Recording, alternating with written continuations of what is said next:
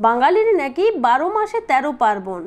তেমনি দেবী মনসার পূজা বাঙালির মনে একটি বড় পার্বণের জায়গা নিয়েছে। মনসাকে সর্পদেবী বলে মানা হয়। বর্ষাকালে বৃষ্টির কারণেই চারিদিকে সাপের উপদ্রব বৃদ্ধি পায়। সেই কারণেই আষাঢ় মাস থেকে ভাদ্র মাস পর্যন্ত বিভিন্ন জায়গায় বিভিন্ন তিথিতে দেবী মনসাকে সন্তুষ্ট করতে মনসার পুজো করে থাকে মানুষ। কিন্তু কিভাবে জন্ম হয়েছিল দেবী মনসার? দেবী মনসার জীবন কাহিনী বা কী ছিল? এই সব প্রশ্নের উত্তর জানতে আজকের এই গল্পটি শেষ পর্যন্ত মনোযোগ দিয়ে শুনুন। নমস্কার, আপনারা দেখছেন আপনাদের প্রিয় চ্যানেল ডিভাইন ডায়েরি, আর আমি সাথে রয়েছি আপনাদেরই প্রিয় বন্ধু পূরবী চট্টরাজ। মধ্যযুগের বিভিন্ন মঙ্গল কাব্য থেকে দেবী মনসার উল্লেখ পাওয়া যায়। পুরাণ মতে মনসা ঋষি কশ্যপের সন্তান।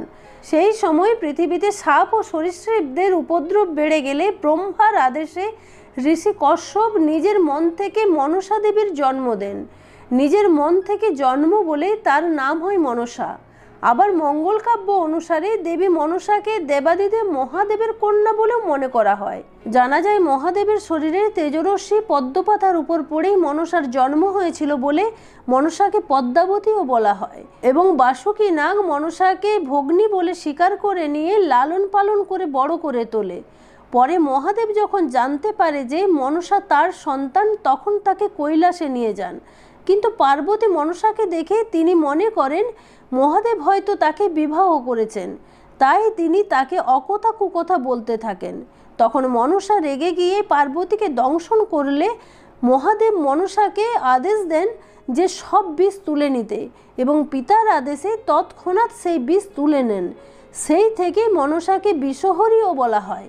অপরদিকে মাতা পার্বতী একটি পদ্ম ফুলের ডাঁটা দিয়ে মনসার একটি চোখ অন্ধ করে দেন। সেই থেকেই মনসার একটি চোখ অন্ধ হয়ে যায়। পরবর্তীতে ঋষি জরৎকারুর সঙ্গে বিবাহ হয় মনসার। তাদের একটি সন্তান হয়, তার নাম আস্তিক। দেবী মনসার মূর্তিতে কোনো কোনো জায়গায় কোলে একটি ছোট্ট বাচ্চাকে দেখতে পাওয়া যায়। সেটি হলো মনসারই সন্তান আস্তিক। মর্তে মনসার পূজা প্রচলন করতেও মনসাকে অনেক যুদ্ধ করতে হয়েছিল। মহাদেব মনসাকে বলেছিলেন মর্তে পূজা পেতে গেলে চাঁদ সওদাগরের পূজা আগে পেতে হবে। কিন্তু শিবভক্ত চাঁদ সওদাগর কোনো মতেই মনসার পূজা করতে রাজি হয় না। ফলে চাঁদ সওদাগরের সমস্ত কিছুই শেষ করে দেন দেবী মনসা, এবং তা ফিরিয়ে আনতে বাম হাতে করে ফুল দেবার শর্তে রাজি হয় চাঁদ সওদাগর, এবং দেবী মনসা তাতেই রাজি হয়। মর্তে প্রচলন হয় দেবী মনসার পূজা।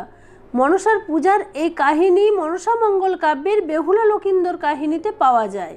দেবী মনসার মূর্তিতে তাকে সর্পবেষ্টিত একটি নারী রূপে দেখা যায়। তিনি একটি হংসের উপর বসে থাকেন, তাই তার বাহন হিসাবে হাঁস ও সাপকে মানা হয়। আজকের এই কাহিনী আপনাদের কেমন লাগলো কমেন্ট বক্সে লিখে জানাতে ভুলবেন না। গল্পটি ভালো লাগলে একটি লাইক করবেন, চ্যানেলে নতুন হলে এবং এইরকম আরও জানা অজানা গল্প জানতে হলে চ্যানেলটিকে অবশ্যই সাবস্ক্রাইব করুন বন্ধুরা। আজ এই পর্যন্তই। দেখা হচ্ছে খুব শীঘ্রই এইরকম একটি কাহিনীর চুলচেরা বিশ্লেষণ নিয়ে। ততক্ষণ ভালো থাকবেন। ধন্যবাদ।